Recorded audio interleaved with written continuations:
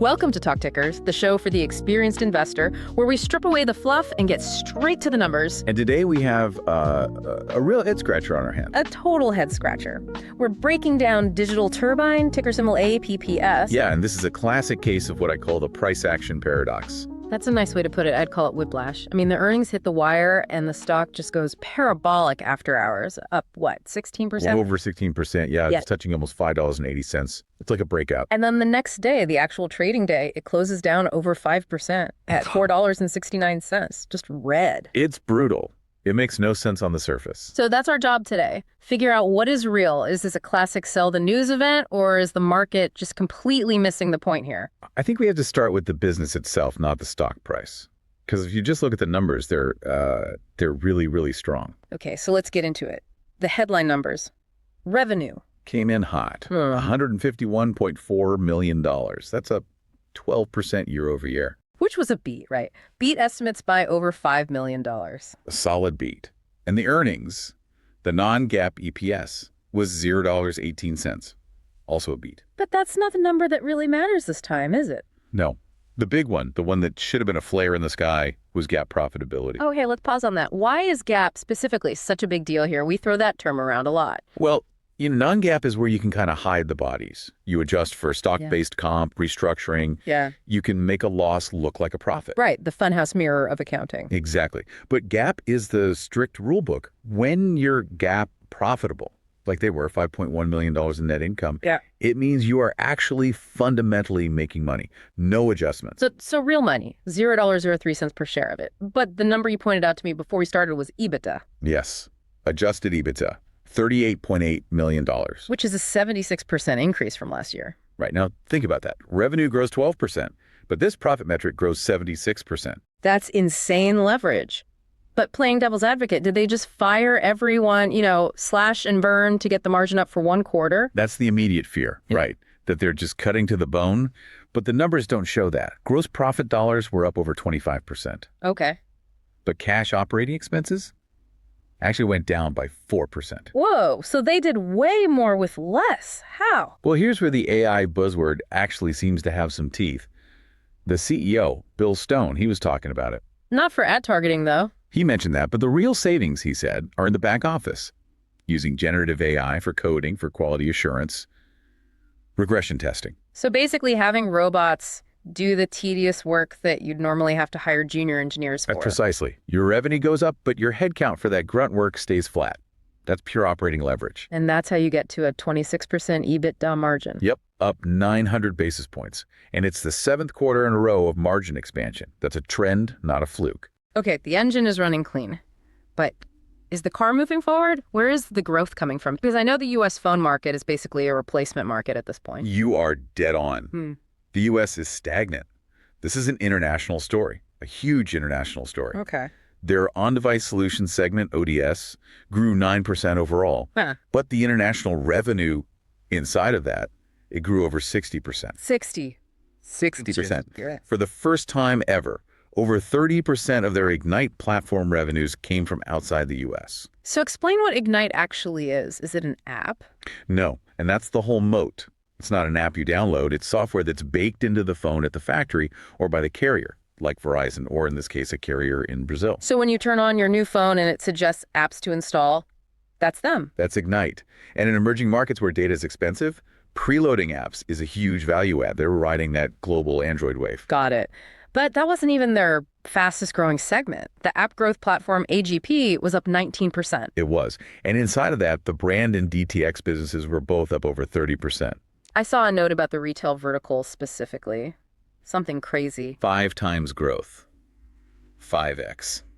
What does that even mean? Is that like ads for Macy's on your phone? Kind of. Think of it as brands like Starbucks or Walmart getting their apps preloaded into a shopping folder on a new phone, or pushing a deal through a system-level notification. Ah, so it's not just game developers anymore. Exactly. It's brand money, which is much stickier than performance money from a game that might be a fad. Okay, this is all great, but we need to talk about the secret weapon, the thing that everyone has been waiting for, SingleTap. The holy grail. Did we get proof of life this quarter? Right. Or is it still just a promise? Oh, we got way more than proof of life. We got a heartbeat, a full-on sprint.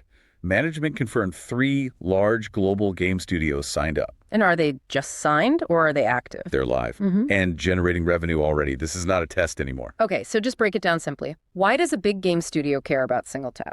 Why not just use the Google Play Store? Friction and the tax. In the old model, you see an ad, you tap it, you go to the store, you tap install, you wait, you open. You lose people at every single step. Right, the conversion funnel is leaky. Very leaky. With SingleTap, you tap the ad, and the download just starts in the background. Yeah. The conversion rates are astronomically higher. And that's where this gets strategic. They mentioned something called dual downloads.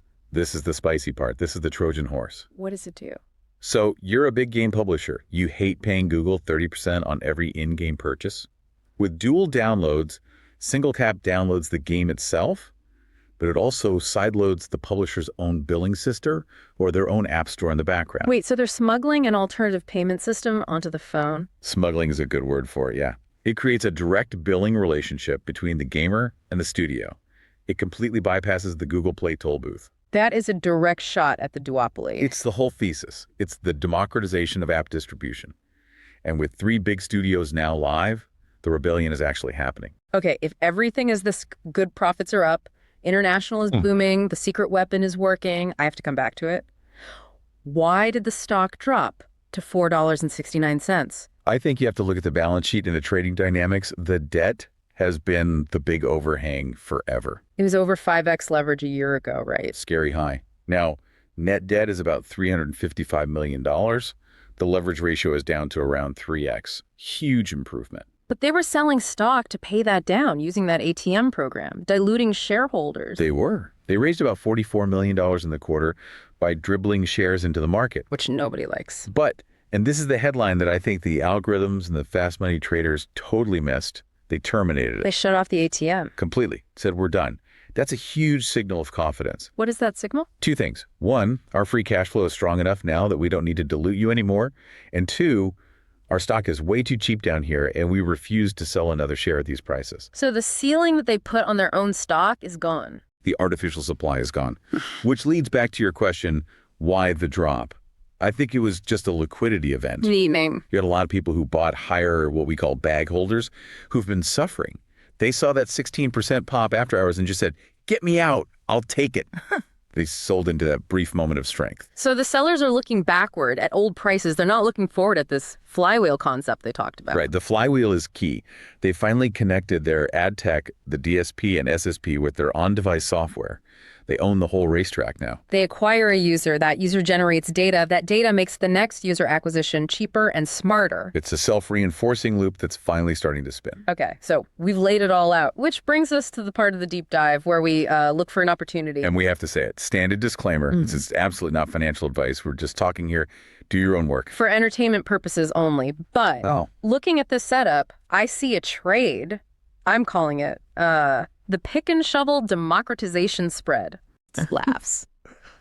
That's a mouthful. Unpack that for me. It's a concept. You go long Digital Turbine, and you conceptually short the walled gardens, the duopoly. Okay, so you're betting on the leak in the wall. I'm betting on the tool that's creating the leak. My thesis is that big game studios are desperate to escape the 30% tax. SingleTap is their escape hatch. So the trade itself is a leveraged long on APPS. What's your target? Back above $6 easily. Because of that ATM termination. For the past year, every rally was met with the company itself selling shares. That seller is now gone. So there's a supply vacuum. A huge one. If any real money starts to chase this bypassing Google narrative, there's no natural supply to absorb the buying. I'm calling it the Trojan horse trade. I like that better. You're not betting on which game wins. You're betting on the delivery truck that smuggles the games past the gatekeepers. And the kicker is the re-rating, right? If they get that leverage ratio below 2.5x, that's the multi-bagger potential. The algorithms that screen for distressed companies turn off, and the ones that screen for profitable SaaS platforms turn on.